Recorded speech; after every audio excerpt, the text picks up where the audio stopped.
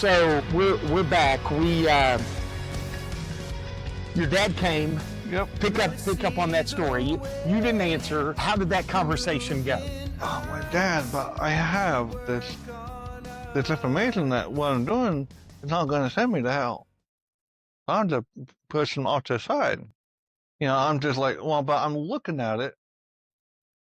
Dad, you're being hateful to me. You're being nasty. You're being horrible, and you're being mean. And if you loved me, you would not be treating me like this. But I'm not opening up my Bible. I'm not praying. I'm not having that Christ-centered, you know. Mm. Not having that Christ-centered life. Yeah. I'm putting my feelings before God's feelings. And the Lord's feelings. I'm really not living a Christ-centered life. But you were just holding on to, hey, it's okay. Yeah, It's okay. right. Because somebody told me it's okay. Right. So that conversation was a struggle. Yes. You go to court. You started down that path too, Yes. and your uncle was there with you. Yes. And then did your dad come? Did he? Oh, yes. So my dad came with a handwritten letter from my sister, and one of my sisters, and then that document was several pages long. He came in with a handwritten letter with my dad's writing, and if you was to look at it, it would look like you put ink onto a chicken's feet and made it, and legitimately made it walk across the paper many, Wow. many, many, many times. His writing's it's far from good. Anyhow, but it's legible enough that you can, and that you can read it. How, I have no idea, by the pure guess and luck. But anyhow, so, so I'm in the room with in the room because they separate my dad and my dad's new wife at the time, because my mom passed away, and they got married, and then my dad found somebody else and they got married. And I can't really say the proper title of my dad's wife because of my disfluency, as most of you all can probably tell by now. But and so he's with her, and so I'm in my own like little room, trying to calm down, trying to calm my nerves, trying to calm my anxiety and stuff like that. So we end up walking into the courtroom. My dad's there, and of course her, and then my uncle's in there, and he's in there trying to just to be there for me, not really protesting, and are not trying to get in the way between my dad and myself. Sure. He's just there just as emotional support, or just somebody that he can, or somebody that I can feel like I can go to that's close to me. Sure. And stuff. And so then the judge at the time, asked, who everybody was, and how, or whoever is there, how they pertain to the case. Sure. And of course, my dad stands up and he does his, pretty much normally says his letter and stuff. Well, then, and he's crying in the courtroom because he knows what this is going down. And that he knows what this road I'm going down. And just how, or the possibilities of how destructive this is going to be. And as a parent, I can imagine, and I'm not a parent, but as a parent, I can imagine, if I felt that horrible about watching my dad be sad and just so horrified from what I'm doing, I can only imagine of how much anxiety my dad was facing. Yeah. And just how much harm he was feeling. Which is a good point, isn't it? Because it's not just any of these decisions that we make in our lives. They're not just, we don't make them in a vacuum. They don't just affect us. They affect everybody. So many others, don't they? Yes. Yeah. And they affect classmates, they affect teachers, they affect parents, grandparents, aunts, uncles, cousins, Yeah. even nieces and nephews. If however you got them, they affect your Yeah, friends. that's a good point. And Like you're in there to change your name, but it's more than that. It's right, not just you. It's your sister, it's your dad, yeah, it's your family too. yeah. Yeah. And so my sisters, and and I'm sure some of you might be asking, well, what did the sister write? Which my dad pretty much wrote, like, hey, like I think this is wrong. My wife and I, um, and then my mom, then my wife gave birth to a son, gave birth to our son, and we named it this, not this. Yeah. And and that they are disgracing the family name and stuff like that. Well, my sister took a different approach, and she's she's a teacher. She went to college and stuff, and so she's going along the lines of everything in my past. So bringing up how I was taking clothing and that time at the high school, and stuff, and and whatnot, and that and that somehow, some way, I was going to be. Just as awful as it sounds, and I would never do this to anybody, but being like it's help, and to where I was going to sexually prey on children. Hmm. That would never would cross my mind Yeah. and stuff. And I watched a movie that was similar to that came out within the last, I think, 10 years. I watched it, was horrified from it because the whole entire time I'm watching this movie, I'm crying because of what enters what I remember this letter being. But the judge overlooked it. She talked to me and stuff, and well, okay. So to go back, so that was my sister's letter. But then she went on to my dad's wife. Well, she pretty much like, hey, I'm just here just to support my husband. Really, nothing else to really say. This is who I am. So then she went to my uncle. My uncle got up, said, hey, I'm just the uncle. I'm just here just as an overall support for both parties, but mainly it's just to support, you know, this young person who is just trying to live their life and just try to be happy and stuff like that. So, of course, then she goes to my attorney, asks for her credentials and make sure everything's legal that way Sure. and stuff. Well, then she comes in.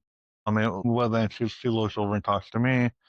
And her and I have about 5-10 minute conversation within the courtroom. It's all public to the courtroom and stuff. And then she's like, all right, and one of my answer is that you're allowed to change the name. You're allowed to. I'm allowed to change my name. Well, my dad and her got up and stormed out of the courtroom and out of the courthouse. And in fact, I could hear the court, or as far as I can remember, could hear the courthouse doors slamming shut, Mm. which just completely startled me Mm. and stuff. So she signed it, and she personally comes down, talks to me, gives me a hug, says, "Hey, I support you." It's just very, very brave of you to be doing this in a county that is very, very conservative. Yes. Not progressive. No, Yes. no, it's not like Columbus or or LA or not like that where it's more accepted and more normalized. Yeah. Okay. And so, well, in fact, I still have the paper that it would written, and Wow. as far as like the name change for the court date and everything. How did that feel that night? How did you? Oh, I was happy, but at the same time, I'm just petrified of whether my dad's going to come back to the house again. Hmm. And this time, I don't know if he's going to bring a and bring some type of hammer or what, So you were happy, but at the same time fearful, worried, Yeah. like feared loss there in the sense of what's this going to do to the relationship with my dad and sister and so on, right? Yes. So so with that, also feel fearful of having to face physical discipline from my father. Mm. Because of having to go out and get my own, And you're 23 years old at right, that point, right, right? Yeah. And which in fact, before I put the notice into the paper, I'm like, I'm gonna have to get get a temporary restraining order from my dad because I don't know how this is going to affect him Sure. and stuff. And she's like, well, no, and you'll be fine. Everything's gonna be okay. I don't think that your dad's gonna do this. So I just proceed on and stuff. Well, when the court date came up, I'm like, hey, dad came here, and should we ask for a restraining order? No, I think he'll be. No, everything's done now. I don't think we need to really go for that. But you're trying to figure this out. Your Right. dad's trying to figure this out, right? And he's also sorry, but he's also getting notifications from other community members of what was going what's going on with your son. Yeah. And so he's having to answer these questions, not really knowing how to even really say it. Besides, he's just being dumb and stupid. And I didn't raise him up to be like this. Not like that, Yeah. You've got some of your dad in you too, by the way. Well, I see that. I see that. So 2015, you changed your name. This is it, you turned it before that turned it up to 11, right? And then you move from that to surgery. Talk about that. Surgery. So I first attempted to do bottom surgery because that was the most important to me. And because I say back in the day, it was only like 10 years ago. But back then, even before I changed my name and before I came out, before I was adult, you could get, even to this day, but it's more modernized. And then they make it, they make them more realistic, but they make silicone boobs. And I'm not trying to be too open, but I just feel like as open as you can, Sure. and stuff without saying foul language. Yeah. And stuff. I'm just simple. Very to the point. Much as I can be. Sure. But but the light that they make, like silicone breasts. Like, well, if I can put one of them in, well, not one, but two of them in, and a one big plate, or and what they call, and like, then I can wear those and then have my surgery. Well, then I can go out with a bikini, or I can go out and look more feminine and stuff. Well, for me to do that, I had to be on hormones and or what they call HRT, which is hormone replacement therapy. So I had to be on that for about a year. So I'm like, okay, well, I'll go find a doctor down in Columbus, get away from get away from the county I'm living in and everything, and get out of the reach of people knowing where I'm going, why I'm going. Sure. They obviously would know why I was going there if I would be local, but just get out of the sight and people that are knowing. Well, and with that knowing our family, which my father knows a lot of people. And my mother knows a lot of people, and through the church, through FFA, through 4-H, through the fair, we know a lot of people. So it's not. So a lot of times, if I was to do something, would do something, 9 times out of 10, I would be getting a text message or a phone call when I'm driving around town. What are you doing? Why are you doing that? Right. Well, like, hey, and Bob seen you going down there to the I'm down to the parts store. Is your truck okay? well, yeah, but I didn't go to no parts store, but next door was a thrift store, or across the road was the thrift store, whatever.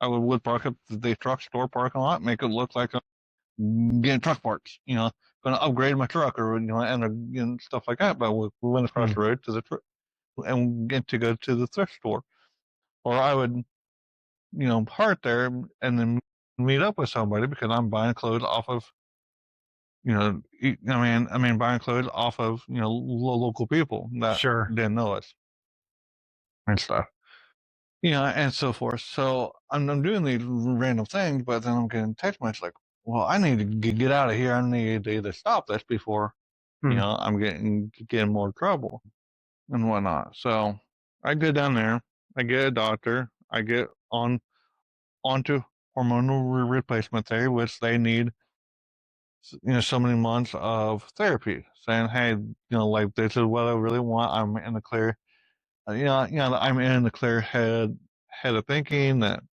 that this is really what I want to do. I know the repercussions of what I'm about to do and stuff. And, and of course, you just have so many, therapy sessions. And a lot of times you can, somebody could make up a whole bunch of things. And oh yeah, well, I want to be a female. And where I'm going with this is like human traffickers and people who really out to harm children. And, I mean, and stuff like that could and probably had ultimately tricked a therapist into saying, "Oh yeah, well I need to get on therapy and stuff like that," and they get online and they buy these fake breasts and they get all these clothing and stuff, and then they're allowed to go into the women's bathroom, especially if they change their name, change their sex marker on their license and stuff like that. Well, then police really can't touch you. But at the same time, I didn't want to get into that predicament of getting the police called saying, "Oh well, why is it was walking across and walking past the and and and the bathroom stall, and this person is going to the bathroom, but they're standing up." Sure. Or or I was in the next stall and they were going to the bathroom, but the shoe was facing the wrong way. Wow. Yeah. And and or I was in the, and I took my daughter into the handicapped stall, and all of a sudden my phone dropped. Well, now I could be saying, "Oh, well, I'm trying to take pictures and take videos." Sure. Sure. Never happened. Never would do that. Like I would never play with my phone. Would never play with my pictures while going to the bathroom. Sure. But have I been in the women's bathroom? Yes. Yeah, and stuff like that. So I did open myself up to those. It's and open myself up to those problems. But I would always try to watch if I had to be in that spot. Normally, I would try to go to the bathroom before I left, or go find, or if I was out and about, I would try to find a porta pot. Sure. Where I wasn't opening myself up to this. It's just, especially at the beginning stages of my transition. Where I didn't have, and to where I didn't have the amount of hair that I do now, or did have even, because hormone and that replacement therapy was slowing down my hair growth and stuff. So I could shave one time a week and be good. Now I can't hardly go without a day without shaving. Before it looks, like I've got some part of a beard and stuff, let alone leg hair, armpit hair, arm hair, and chest hair, back hair, and however and stuff. So so in the beginning stages, until all that really caught up and got going in my system, and I got and I was getting enough of a dose to where it was really slowing down the hair growth and would really, I'm allowing things to form and things like that. So I would always try to find somewhere more private to go to. Sure. To go do a private business. Sure. And stuff. But as my transition had gone through, and I ended up moving down to Columbus, where it's more accepted, and I'm not around people that I know all the time, at least, and stuff. Then I was more able to feel more comfortable going into the women's bathroom without having to be clocked, is what they call it. It's clocked, it pretty much being like, are they really male or are they really female? And then they start getting into the whole question of what's between your legs. Okay. Well, I don't know about you, but I really don't want to be trying to undress myself in front of the bathroom. Sure. Sure.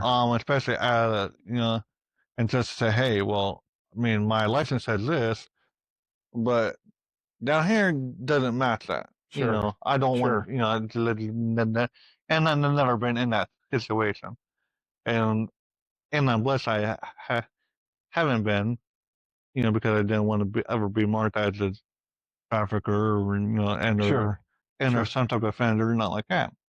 And I would never do that, but still, people open up themselves to litigation, open themselves up to litigation. I can't even say that. Yeah, and stuff to open up themselves up to that possibility.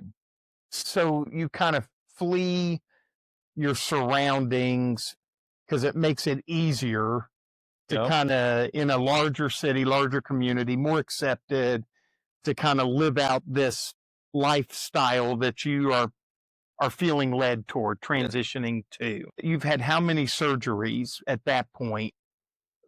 So I didn't have surgery until I was in Columbus. Okay. But I highlighted the all but like the plates into where I had fake breasts and stuff like that.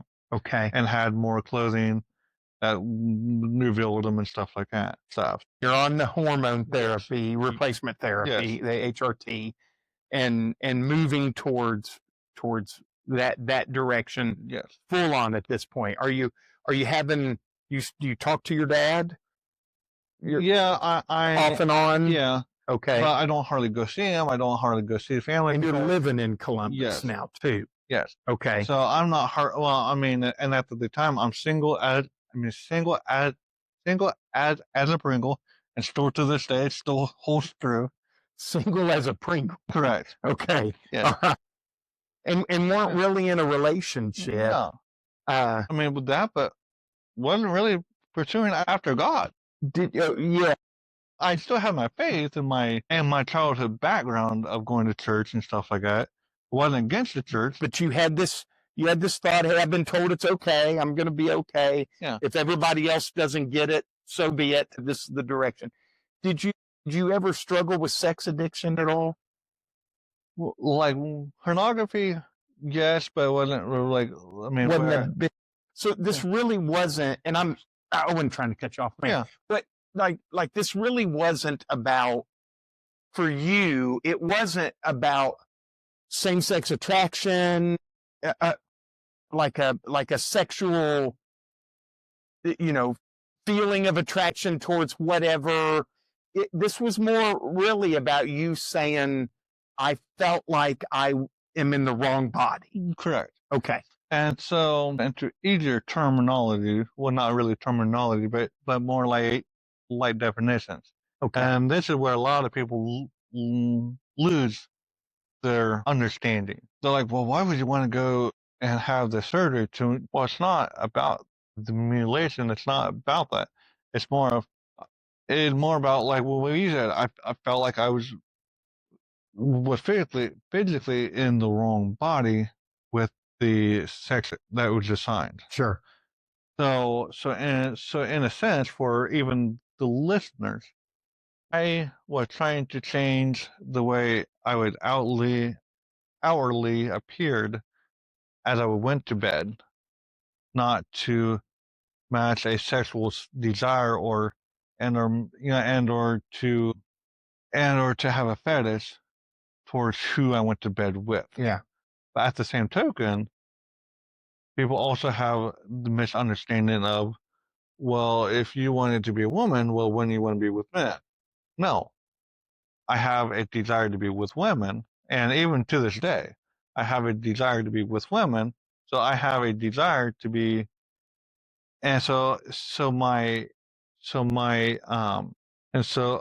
I identified with is not the same as a person I would Okay. go to bed with. Does that make sense? Yeah. Okay. Yeah. Yeah. And I think, because there's going to be a lot of people watching this that they don't really understand, right? Right. So helping them kind of understand that because there's a big there was a transition happening. So I thought about that kind of today, thought about your life, Steven. There was a transition that happened. Excuse me. I want to say it this way. Yeah. There was a transition that was happening, and then there was a transformation that came. Correct. Yeah. Yes. I think there's and a lot of people in their life, we all want different, Yes. but maybe we don't even know what different we really want or need in our lives too. Right. So you'd had surgery, one surgery only? No. Two? Overall, it was 3 surgeries. 3 surgeries. And this you might find comical. So when I went to go for the initial consultation to get onto the books with the surgery, and to get the implants, because I went with trying like 2 or 3 different times. One time I had Medicaid because I wasn't really making much money and I was able to qualify for Medicaid. Well, when Medicaid was able to pay for the surgery, I didn't know that. And because at the time when I got accepted, my surgeon was leaving the practice. So then I'm like, well, shoot, what am I going to do now? I've been on hormone replacement therapy. I'm going to a therapist for numerous years at this point, or at least a year and a half, 2 years. What am I going to do now? I don't know where the surgeon went to. I don't know if he just got fired and lost his license, and they just said he just left the practice. Which, if he was fired and lost his credentials, in a sense, he did leave the practice. Sure. But just didn't understand where or what happened. Well, I found out later, once I was able to find him again, I was able to be qualified, and that the insurance was actually going to pay for the surgery. Well, I found the surgeon. Well, now my insurance don't cover it. I can't do it, and so forth. I had, so this went on for like 3 or 4 times. Eventually, I'm like, hey, enough's enough. If I can't do this, it's not what God intended for me. And I'll try it again, but just not right now. So I'm like, well, if I can't do below, I'll do up top. And try that. Well, I ended up getting private insurance. Private insurance paid for it. They had to put in expanders, what they call it, and stuff. So it's pretty much like a refillable implant. Okay. And so they pretty much go in and they put this expander in, and then and then they sew you up, and then they expand it just a little bit, just not much, but just a little bit, and then they send you home. So you had the surgery. You've had a total of 3. Yes. And your last surgery was in what year? I want to say 2020. 21? Yeah, maybe? I would say probably 2021. Now, I find it really interesting too that you've got and at that point you're not seeing your family very much. No. You're kind of on your own in Columbus, following after what you feel like you need to do. But I find it very interesting. You said something there that's really interesting to me. I couldn't do the one surgery, and I felt like, well, maybe that's not what God wants me to do. Yeah. So even in the midst of all that, there was still this tug in your heart that was, I feel this way. I think I've been told it's okay. Yep. But I'm not sure. Right. Maybe it's not what God wants me to do. Yeah. And so when did you? So you all of a sudden, all of a sudden, now I learned about you. I guess that was in 24, maybe I would think 23, I think. 23, 23. Because, well, actually, was it 24? Because this year was 25 for the mission trip, and the year before that was 2024.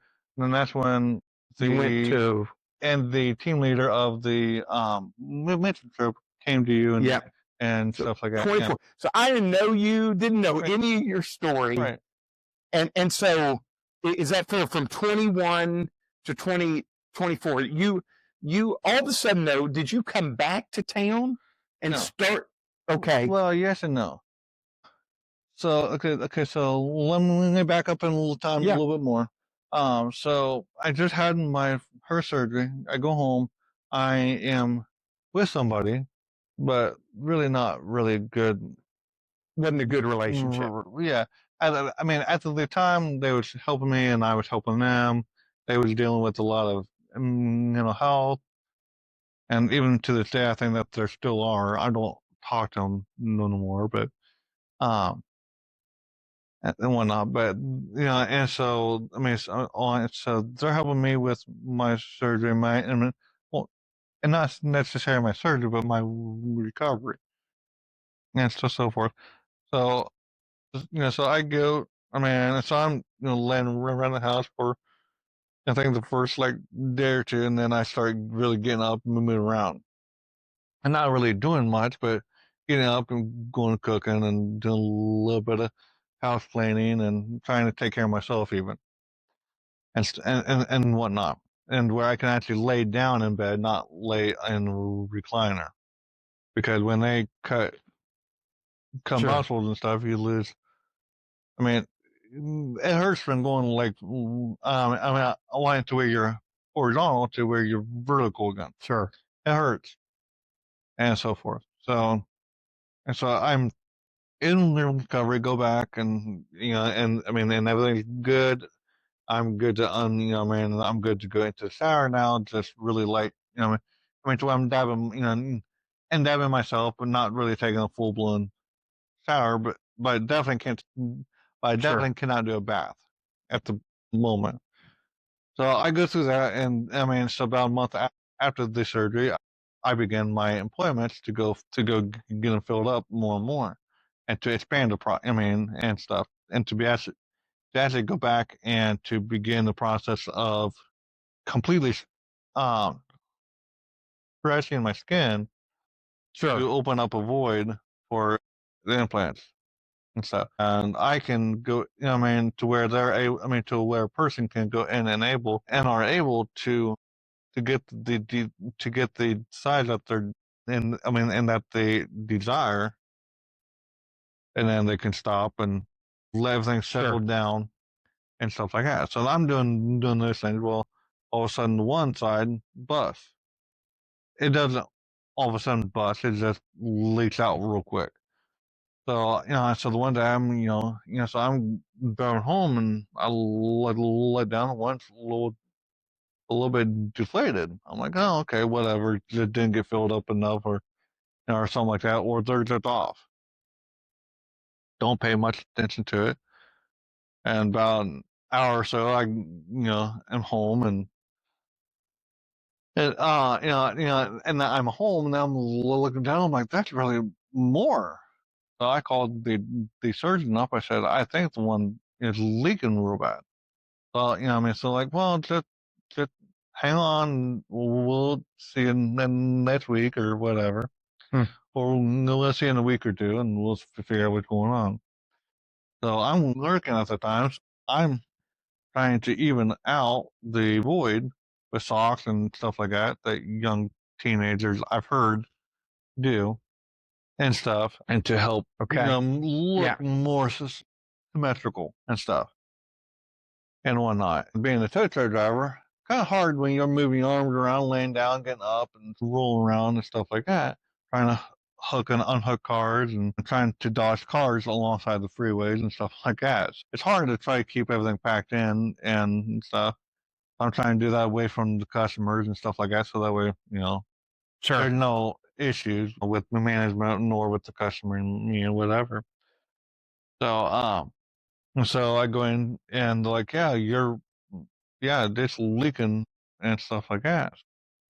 So we do the, so, and so by this time I'm like a month away from my actual surgery for that's the implants, or like just a couple months or something like that. It was, so she said, well, we can keep doing it. Like, like every day or like every 2 days, we can go in and fill it up. And and that way you keep your size and stuff, and we can try to even out, but it's just be a little bit more tighter whenever you have your surgery, or we can go back in and replace it, and then you can go through that recovery, and that way everything's set for when you have your implants. I said, well, let's just do that. That way I'm not having as much problems on one side or the other.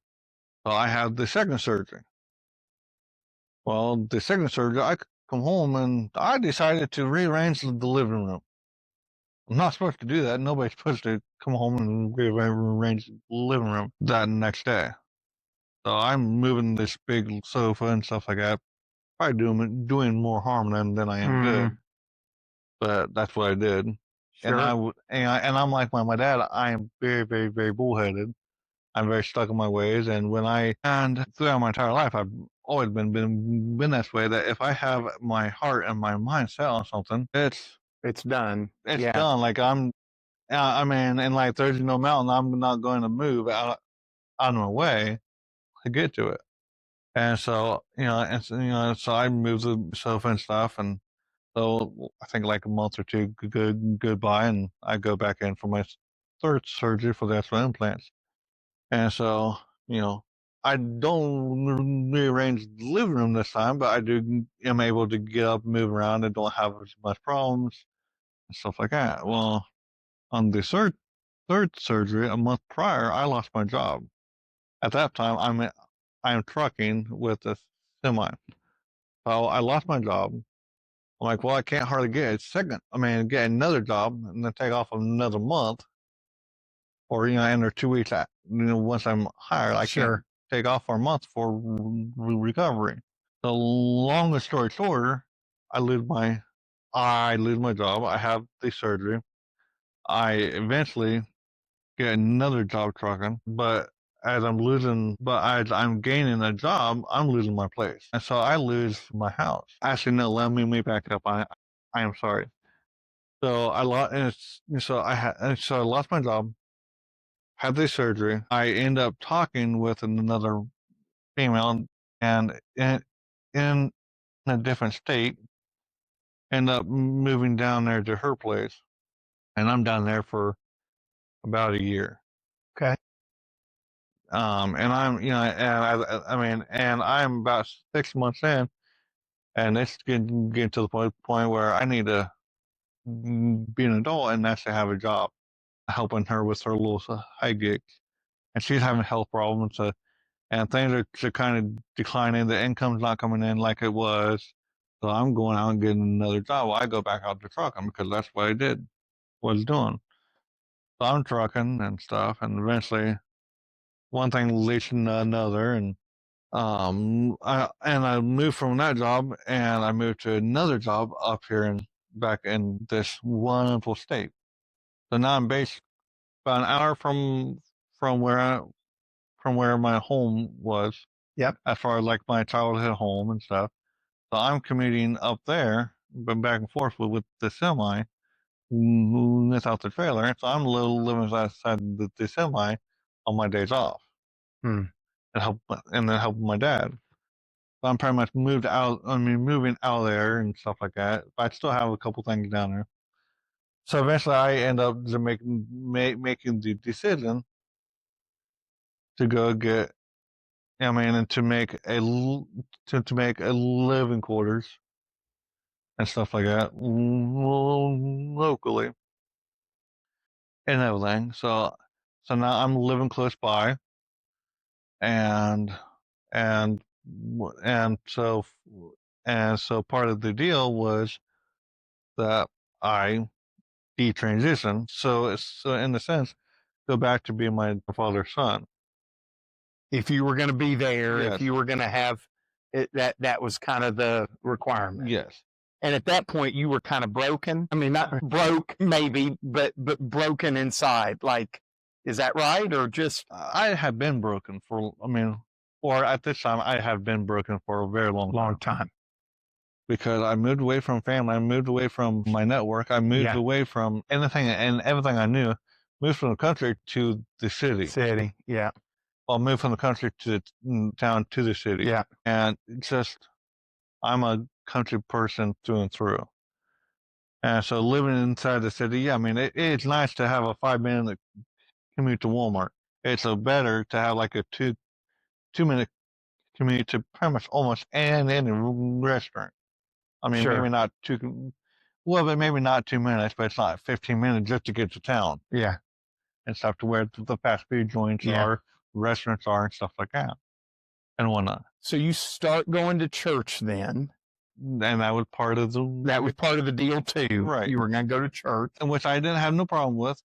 And so it's a new pastor, and stuff like that. And I've heard wonderful things before this about this pastor, who's currently a pastor and a great guy. Oh, yes. You go back to the church you're raised in. Correct. And all of a sudden it's different now. And do you feel, all of a sudden you've kind of moved your life to, you're at a spot where you're kind of saying, okay, what is next for me? What is God going to do in my life? I'm here. Yeah. What's God going to do in my life? Right. Yes. And you start talking to the pastor, you start talking to people, start pouring into your life, right? Yes. And so when my dad's pouring in my life, when my sisters, and my brother, I mean, which I kind of watched when my niece and nephews grow up, but really didn't watch them grow up. I wasn't there for the birthdays, wasn't there for the ball games and stuff. So now I'm able to start going to the baseball games. I'm able to start going to soccer games and stuff like that. I'm able to start going to their, plays and, stuff like that. So now I'm actually starting to be able to be uncle again. Which when my first nephew, or, and the first one of my family's kids was born, we had a decision to make. And what I'm going to be called. Am I going to be called Uncle Steven or whatever? Because by this time, I'm not even in the transition point. Sure. But I was going down to Newark to be a power lineman. Ended up getting a job with the telephone company. And so I was climbing up and down the poles like a monkey. So I was climbing around like a monkey. So Uncle and Monkey got sandwiched together and ended up coming up with Unky Monkey. Yes. Is that's what they call you today? Is Unky Monkey? Yeah. Yeah. So my 15-year-old nephew, I mean, even to this day, I was out in the woods with him today, because today was thankfully and blessedly the first day of gun season. Okay. And so forth with it. In fact, before I came in here, he actually got a buck. I mean, there you go. It's not very big, but hey, he got one. Yeah. And so he got himself a buck, and he was proud of himself, and I was proud of him because it was a good-sized carcass and stuff like that. So he's able to be like what I used to be, was able to help feed the family and help provide for the family, but also able to learn the kind of the basic fundamentals of being a man. Yeah. Of providing for the family, being the leader, being the provider. So you helped your nephew today take that step in manhood. Yes, but it was not really me. I was just there after the fact. Yeah. But my brother-in-law was there with him. With him. Yeah. So his dad was able to be there, and I mean, and he was shooting at other deer, and they ended up getting this one, and that's awesome. Yeah. You start going to church. When did this? And I know, I caught wind of you because there was a missions trip you wanted to go on, and so you end up going. The church is loving on you. Yes. Do you start to sense a change is happening in your life? I do. I am still in this midst of finding my identity, finding my true identity, trying to understand what my last several years has been about, what's been work, and everything I come up with has been nothing. I haven't been living for the Lord. I've been very, very selfish in my actions. Really don't have nothing to prove for my hard labor. Been very, very mismanaged for my finances and my relationships and stuff like that. And really doing no works of God. So my dad's been on several mission trips and stuff like that, and he told me about them. And my sister's been on a couple mission trips now and stuff, and they tell me about how the mission trip changed them and how and how much work they've done and stuff whatnot. So the year prior, I do believe that they went to Jerusalem, and I could not. And I was actually getting bugged and irritated from hearing about Jerusalem. Okay. Because I'm like, I would never go there because I have bad knees from farming and stuff like that, from other accidents and the injuries. I'm like, I couldn't sit in the plane for 14, 15 hours to fly across the ocean and stuff. I'm like, Jerusalem. I'm like, yeah, like, I know it's the Holy Land, stuff like that, but just stop talking about life. Like, let's for 1 minute talk about something else. But they were just all happy and good going about it. And even to this day, that's one of their top trips. Yeah. If not their favorite trip. So they talk about it so much that all of a sudden you go, hey, maybe I want to do that. Or was it more, did your dad push you? Was it? No. My dad actually got the letter because the way it's done here locally is that the previous mission team gets for chance at going, following you. Whether that's right or wrong, it is what it is at the moment, and still to this day, and whatnot. So they get first dibs at going, and well, lo and behold, it was to Maui. I'm like, well, that's a destination right there. Let's go. I'm like, well, it's not Jerusalem, it's Maui. Yeah. Yeah.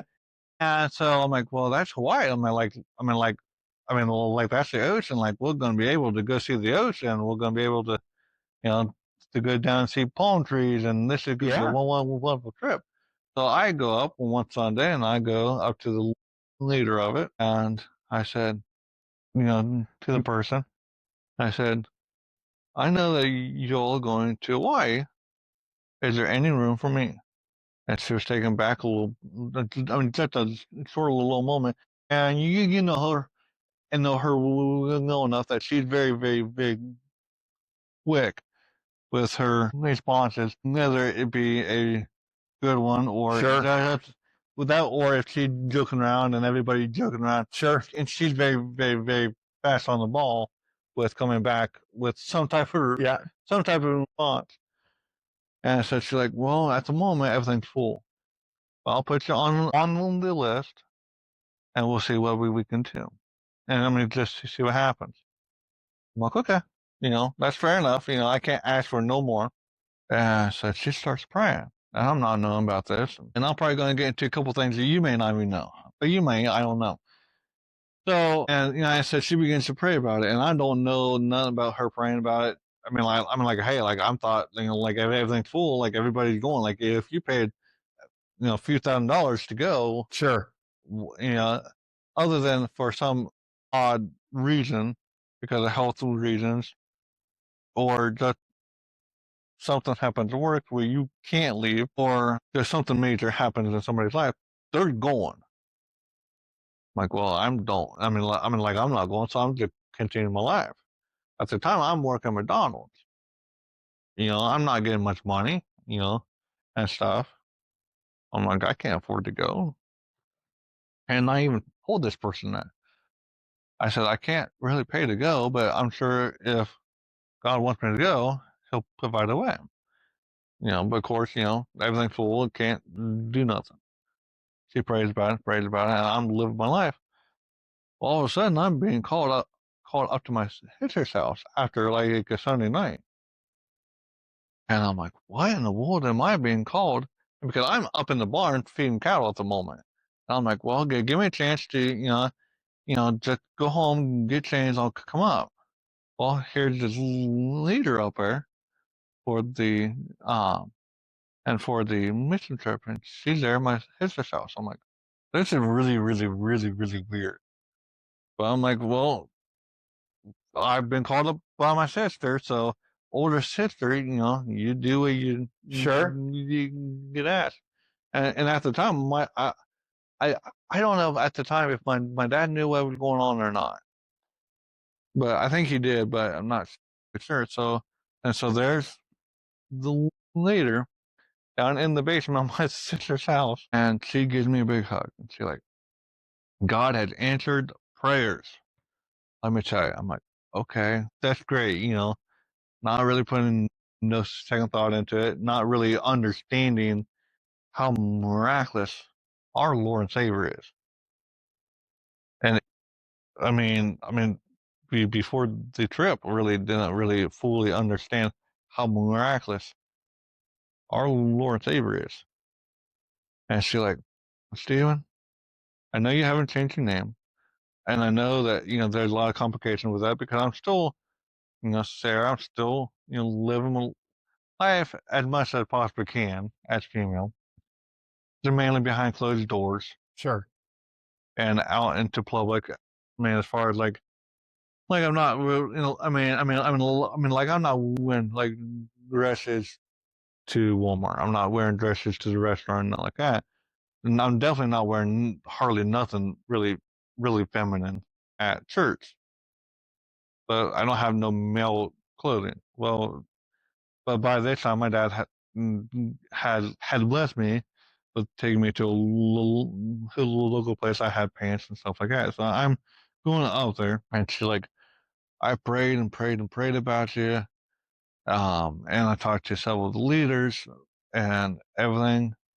And in fact, one of the people dropped out from going, and somebody from a different state, don't even know you, but God had put it on their heart to come talk. Well, I mean, and that they knew somebody at the local church, didn't know what was going on, Wow. didn't know the circumstances, didn't know the situation, didn't know about me going up to the leader asking to go, nothing, didn't know nothing about it. But this person in a completely different state called this person, says, for some reason I have had put on my heart to call you to ask you if someone local to you, and I feel like there's someone local to you that I need to bless with going on to some type of trip or something. And lo and behold, this person goes up to the leader, says, yeah, I have a person that just a day or two before the person dropped out, I'm trying to find a way to get this person to go on the mission trip. And lo and behold, here's this person from a different state contacts somebody else to contact the person. I mean, how God works, yeah, isn't it? and to contact the leader saying, hey, the funds are here. Yeah. And so so everything's paid for. Like I don't, and so I didn't send. So I didn't give nobody a cent for this trip. Somehow, so this person's like, hey, we all really should go to the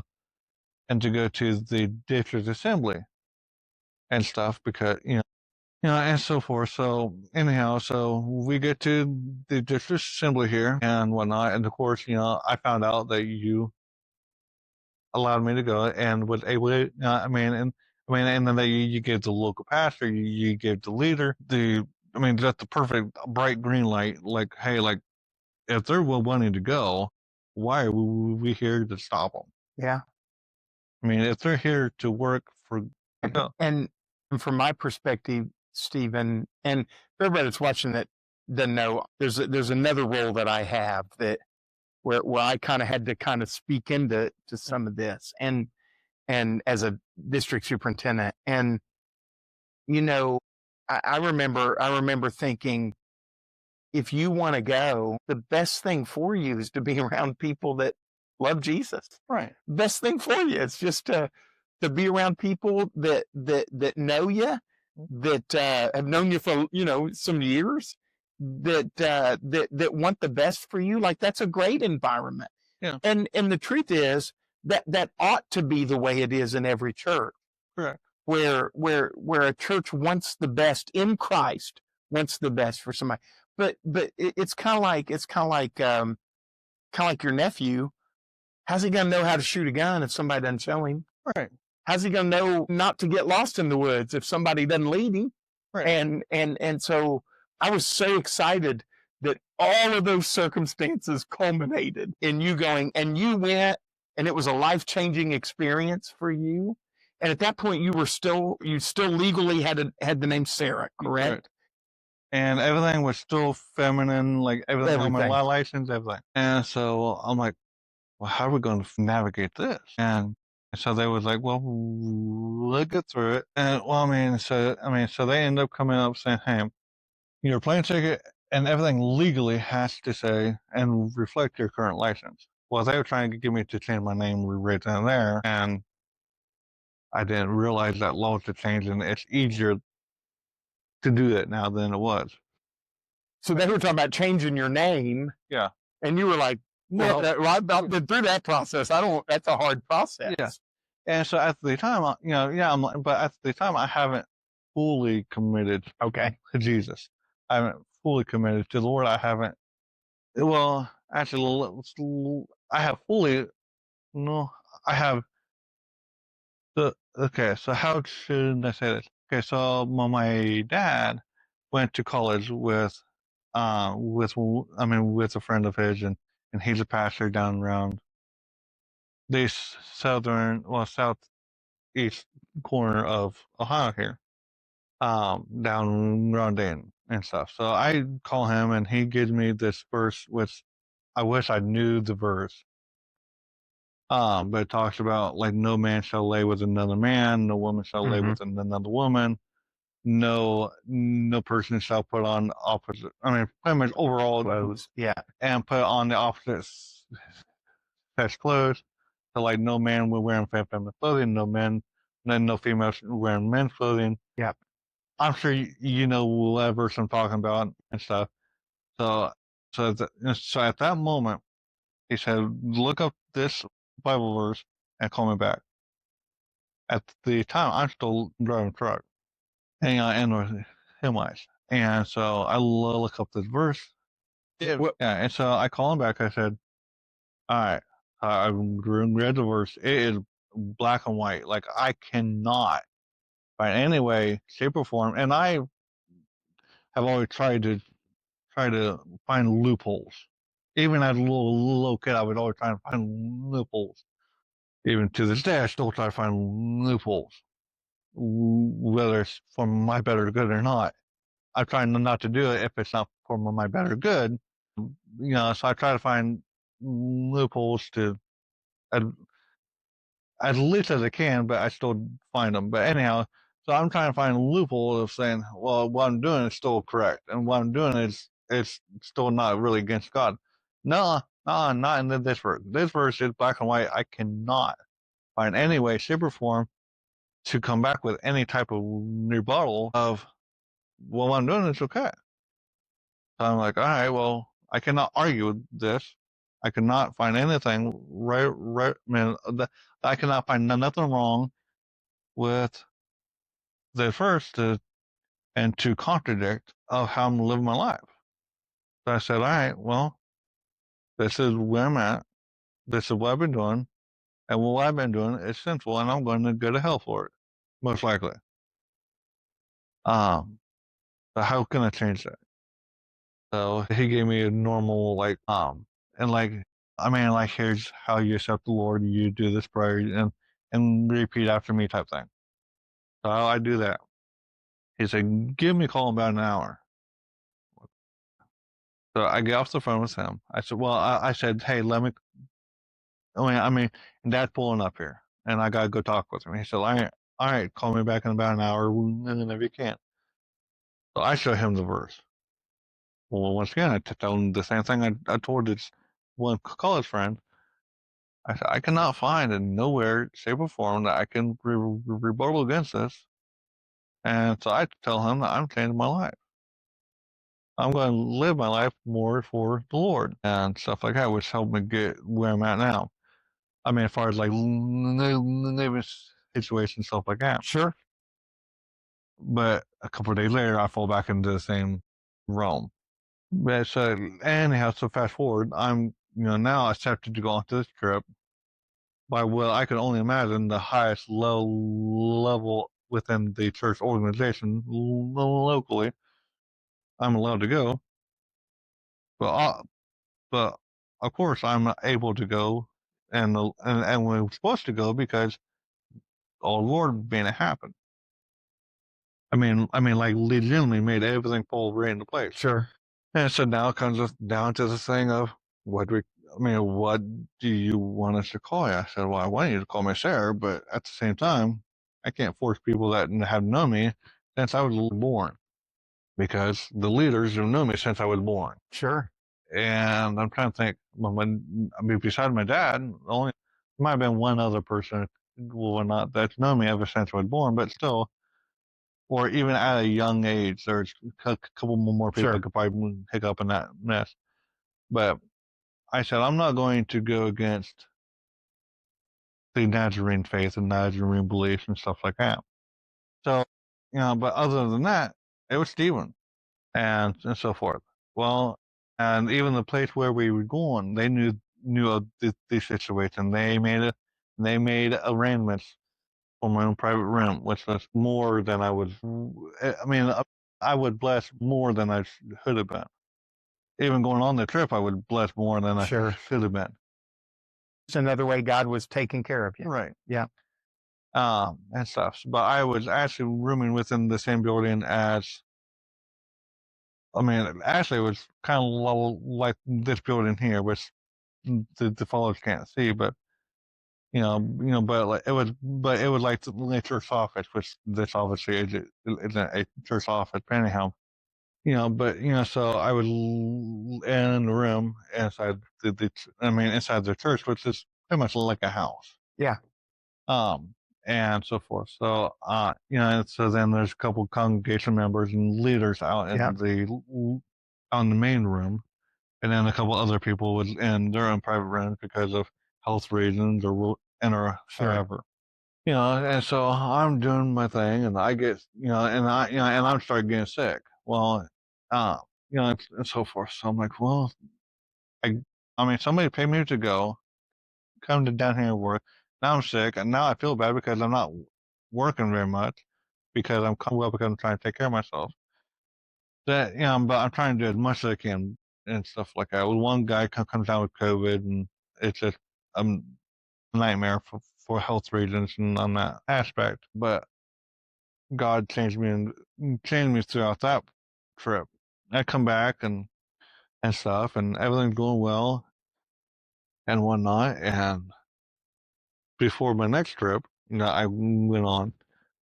The next year. Yeah. Well, this year, I got baptized on Easter Sunday. Kind of spur of the moment thing. But I'm like, you know what? I'm ready to be baptized. And truth be told, the main, and how the main, and how the decision of me getting baptized came about was because my youngest nephew was being baptized. I think we baptized over 20 people that day, which was amazing. But I'm like, well, do I do it now, before I have the surgery and stuff like that, or do I do it after everything's done? He's like, that's kind of like a personal thing you have to figure out with the Lord. Well, I was prepared to be baptized, and I will probably, and after my surgery and everything's done, I'll probably get rebaptized and have no jokes and nothing chained to it. But when I'm telling you, but when I'm going to get baptized, if I had it in my own way, not really my own way, but if I was able to pick my place of being baptized, when I was getting baptized, by who, and I was able to design my own baptism, but in God's way to, I mean, and having the full, and I mean the full focus on Sure. this is the life I desire, which I do desire to have. Lord, I've changed. I have had all the, like I have no more female clothing. I have no more implants. I have no more this, no more that. Nothing that was connected to my previous behaviors, my previous lifestyle is connected to me at this point. Let's go get baptized. Well, if you've been down around my dad's farm, which I don't think you have, I would love to bring you down to it. It's a beautiful place. But it's down along the Hacodian River, which is a scenic river within Ohio. And there's probably about a mile of river. You'd like to be baptized there, probably. And well, I would, and before the previous youth, well, not youth, but the previous music director, he ended up leaving and going somewhere else. But I was gonna have him use his drones, use all these big cameras, and it would then have the song of "I Walk Down to the River." And then Sure. yeah, I forget how that song goes exactly, but but having that playing, but having me and the pastor walk side by side, followed by like my family, my immediate family, and then the people who had really been close to me within the church community and stuff like that, follow in behind them, and then the drum comes over, and then all the You're perfect. Yes. Yeah. And stuff like that. But but then have it played. Well, but have it recorded so it can be played up on the big screen. I gotcha. Yeah. Up at the church, and I'll be up on the up there while it's being played. Because we all love because we all love our own voices and watching ourselves Sure. on video. I mean, I don't, but I'm sure other people do. But anyhow, but I would be up there, saying, hey, this is what I really would. This is what God's done in my life. Be like, hey, this is me now, and stuff. That would be my ultimate. Is it gonna happen? Don't know, but it would not be anytime soon because it's too cold. Yeah, the river'd be a little cold right now. Yeah. So, but you got baptized. Yes, I did get baptized, and I in the moment, I mean, even still to this day, I had the intentions on following Christ and the Lord, which I still do, and I did, but not having the full relinquishment. Feel like your transformation is not yet complete. Correct. Yeah, that you're not back to the way God created you Correct. yet, right? Which I'll still never be back there because I'll have the wound. Correct. I mean, and the and not the wound, but but all the cut marks and stuff like that. So it won't be like I was born, but I'll be as close enough as I can be, and or humanly can be at the moment. Sure. Yeah. Well, there is an aspect too of freedom in being new in Christ that lightens your spirits, that lightens your load. That is, I feel released. I feel free. I feel able to laugh and have a perspective or a good time. I get that too. Yes. But that was a monumental moment for you. Yes. Being baptized. And since that baptism, you've changed your name back? I have changed my name legally back. Everything reflects male on my license. Everything, also, so I had to go, oh, this was an ordeal. Huh. So the one place would tell me to go to this next place. Well, so like the DMV would tell me to go to the Social Security office. Well, the Social Security office told me to go to the BMV. Well, so it's supposed to be easier. And so eventually I had to go get my name changed. Well, to get my name changed, I had to go to the doctors and to the therapists and stuff to say, oh yeah, well, I'm mentally in the same mindset of like I am knowing what this is all going to lead to and stuff. I had to go get all that paperwork to go get to the courthouse to go get my name changed back to go get my name changed on my on my license and my social security card And then I had to go through a whole another process to get the F turned into an M on my license. So I can't imagine that, Stephen. I but there was so much of so much work that goes into all of that, going one way or the other. What I think I want people to catch from your story and from your life is so just talk to me briefly, and then we'll land the plane here. Yeah. Talk to me briefly about if you were giving advice to somebody that's struggling with their identity, what would you say to them? Pray, pray, pray, pray, pray. Go find as many Christian people as you can, but also be wary of Christian people who may lead you down the wrong path. Find very strong religious leaders like yourself and pastors and stuff like that. Find a church that has a pastor, that has a and a church staff that has a mindset to better the youth, to better yourself, to better the community. And oh, go ahead. No, go ahead. But that is all Christ centered. Yeah, that's good. And that they're not out to make. And that the people who are on the church staff, the church board, which you really won't know the church board till you really get until you really get into the church.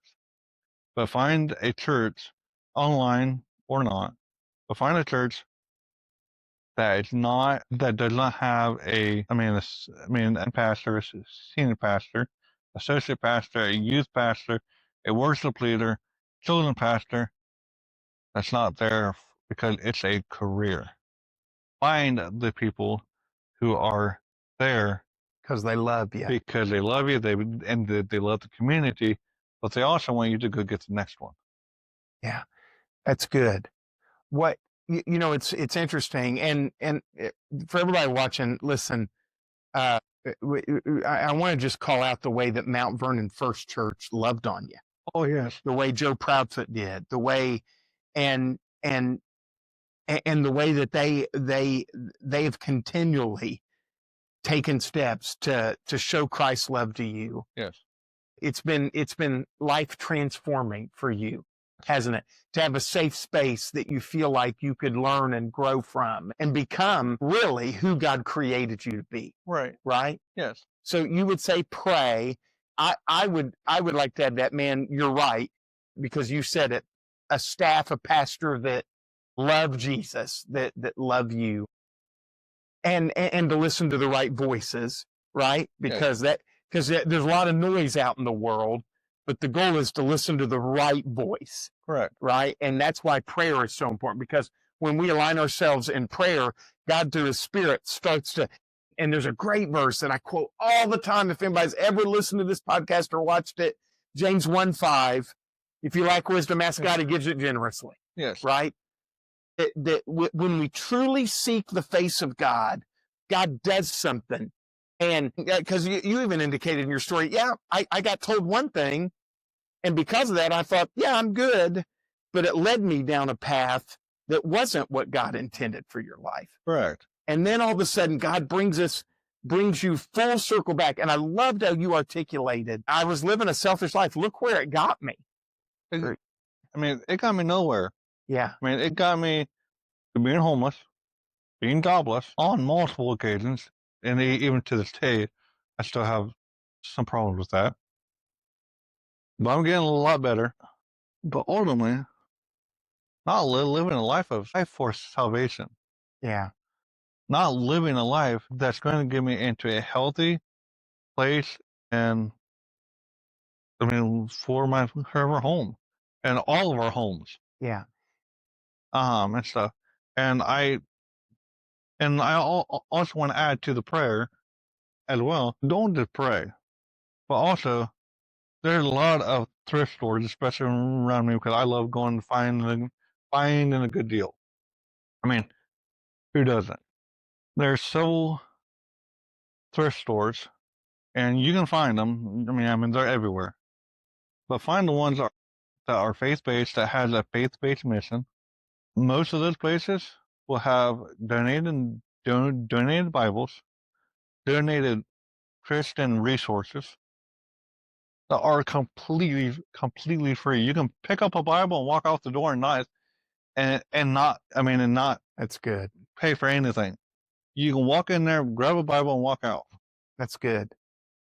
And one day I did that, and I gave the Bible.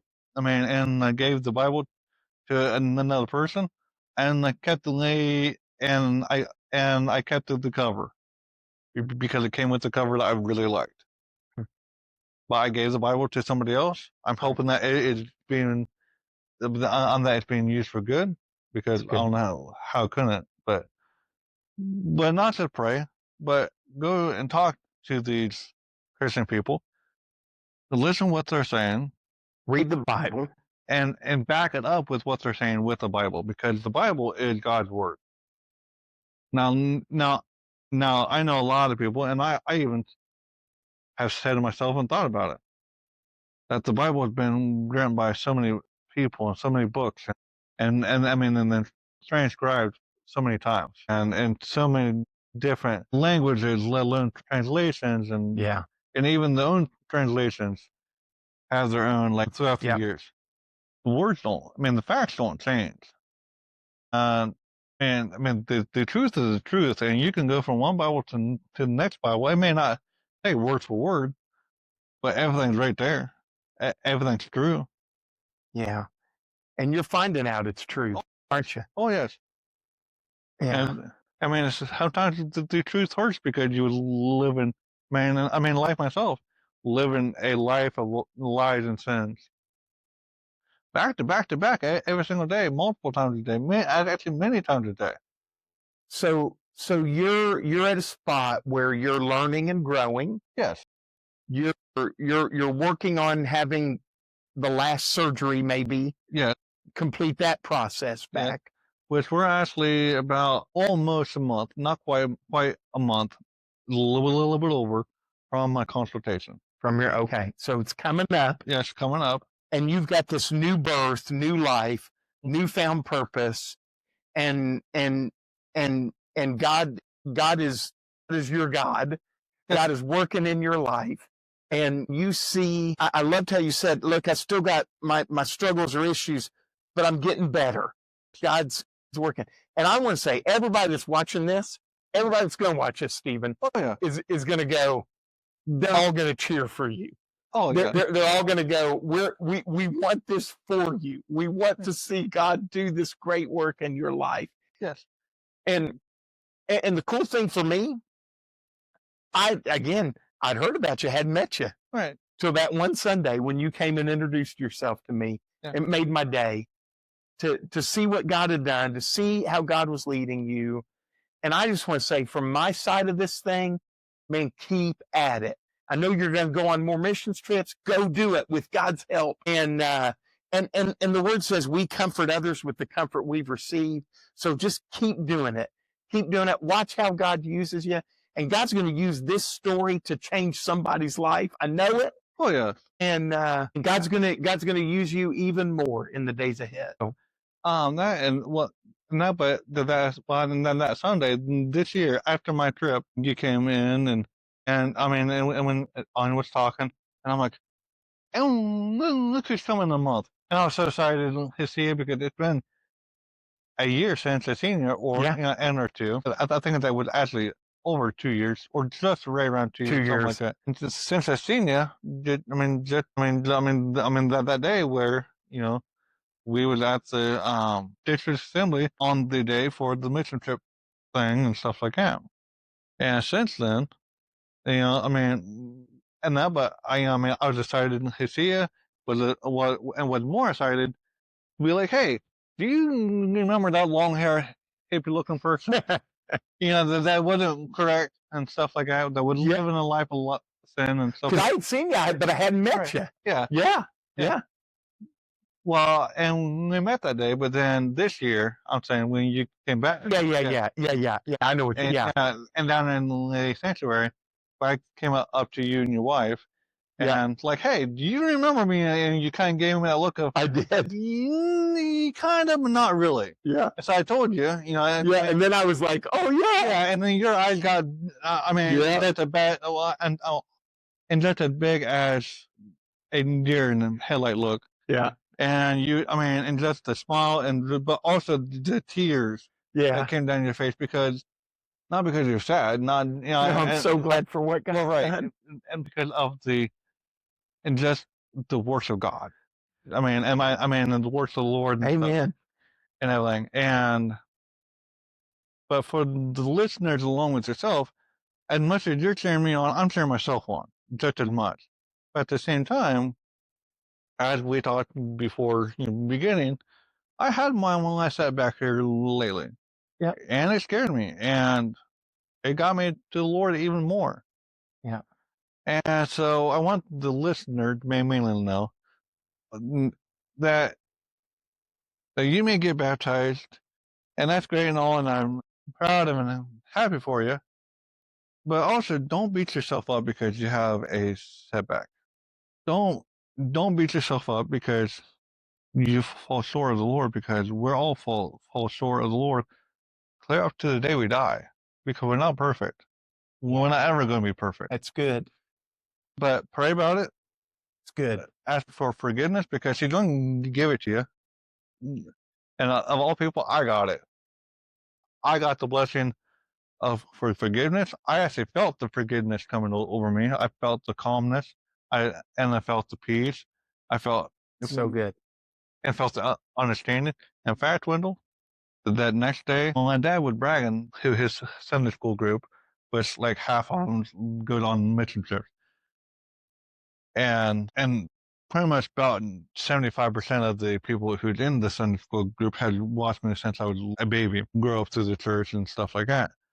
He was bragging because I was coming to record this, but also of the accomplishments I've done throughout my life. Just within the last 2 years of how far it came and how much more Christ-centered my life is. Love it. I may not be right on the dot, but I'm over here wandering around somewhere and stuff. But I'm getting there. And I'm getting closer. And and the more I talk about the Lord, the more I share my testimony, the more I'm in life tonight, the more excited I get, the more happier I get, and the anxiety, the fear, the depression, the desire to wear women's clothing, and all that stuff, it's out the window immediately. Yeah. And I start talking about the Lord and stuff like that.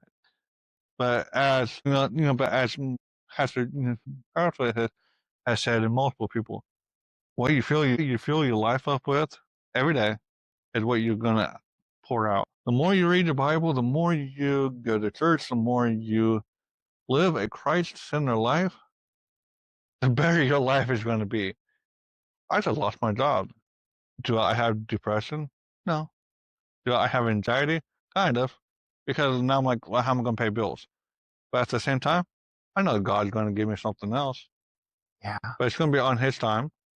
And you have a hope. You have a hope. Yes. That literally it's not held to what the world's standard of hope is. You have something inside of you, which is a power. It's the Spirit of Christ that's growing, yes. that is pointing away, that's giving you strength in weakness, that's giving you peace in worry, yes. that's giving you joy in turmoil. And God is doing this work. I had this thought that I just want you to, in case you hadn't noticed, I had this thought about your dad. Okay. So as a father, we're supposed to be a picture of our Heavenly Father. When your dad got the news, he ran after you. Yes. Came after you. He knocked on the door. When you came back to him, he said, I'll accept you, but it's got to be at my standards. It's got to be, there's a rule here. Yes. Which is what Jesus does to us here. But we got to take care of that sin issue in your life. And I just want you to, in case I wanted to celebrate your dad, and then your dad's at church bragging on you, yes. which is what Jesus does to the Father when we make those right decisions. And I just wanted you to catch how much your dad has been a picture of Christ's love in your life and not to miss that. and he's been such a great picture of your Heavenly Father. Again, everybody's got their faults. Everybody's got, Right. but he's been a picture of that in your life. And that baseline has given you legs to stand on to say, God is going to do this. And I'm on a journey, and God's going to continue to lead. So Yes. thank you for taking some time today. Oh yeah, I messed up a lot of times in my life. And you know what? I'm also doing better. I'm doing good work for the Lord. Yeah, I may mess up from time to time, but I'm still doing the works of the Lord. And even in the Bible, Moses gets to go to heaven and stuff like that.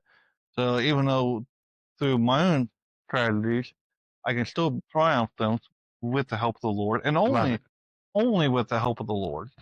Yep. And with guidance from other Christians and like-minded people, can I have guidance along with the Lord. But your tragedy is not going to be the end, and it's not going to be the definition of your life. I want you to know that and what you're going through and your issues and stuff like that. You can, if I can do it, you can do it. Do it as well. That's good. I don't think we need to say any more. May God bless you, and may you always find the triumph that God offers to each of us. It's only found in the name of Jesus. Amen. Americans have a big healthcare problem. Over 100 million citizens carry medical debt while spending on overpriced and complicated health insurance. As Christians, we don't have to pay for a broken system. Christian Healthcare Ministries is a faith-based alternative to health insurance at half the cost. Plus, you can enroll at any time. Stand up to insurance and join CHM today.